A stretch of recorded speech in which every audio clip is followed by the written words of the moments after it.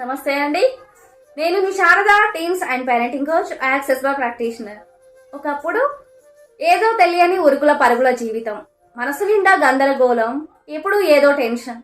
పిల్లలతో మాట్లాడాలన్నా, నా పనులు నేను పూర్తి చేసుకోవాలనుకున్నా మనసంతా ఒక రకమైన భారంగా అనిపించేది.